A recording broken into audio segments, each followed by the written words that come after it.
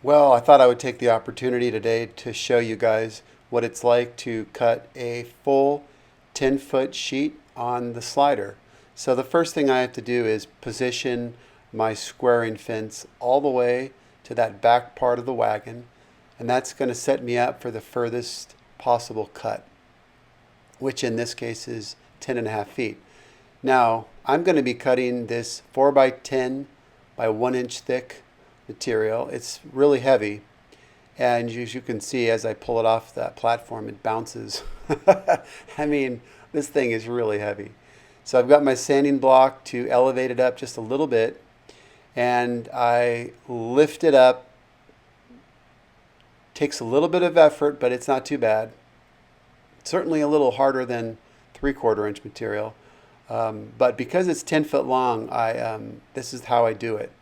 When I do 8-footers, I have the piece oriented the different direction. So it's much simpler. Now, I have to remove the clamp as well as position the stops on my squaring fence so they don't interfere with my plywood rack and or cabinets that I have back there. So now I'm all set to go. I want to go ahead and show you what it's going to look like here. I've got the blade raised up, the dust collection on, and let's go ahead and make this cut. Now this is sped up 2 times, by the way. I didn't push that through that fast. So this is 2 times the speed. As you can see, I mean, obviously this is just nothing for this saw, and it's just so nice. I put my little piece of wood in between the squaring fence and the sheet to allow me to use the rip fence, and perfect cuts every time. So now normally I don't cut 10-foot pieces, right? So this is the first time for me on this saw. I used to do it quite a bit on my other saw, but since I got the slider, I haven't done 10-foot piece. So one of the first things I notice is that when I do the 10-footer, I have to get rid of my clamp, right? Because it's going to hit the wall.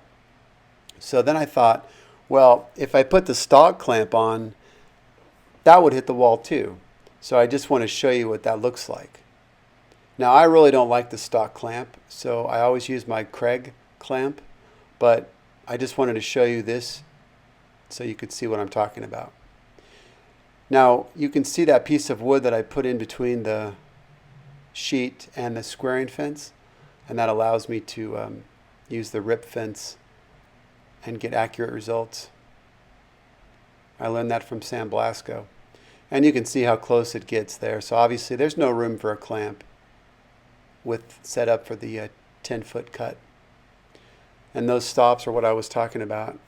I just didn't want to get them in the way. Now clearly I could have put them, forward like that, but I wanted to put them backwards. So that guy there, actually, since I'm not going to be cross-cutting it, I'm just going to leave it that length. That was going to go straight to the job site, just like this. But what I wanted to do is just show you, normally I'll position my 8-footers so that the 4-foot side is resting on the floor.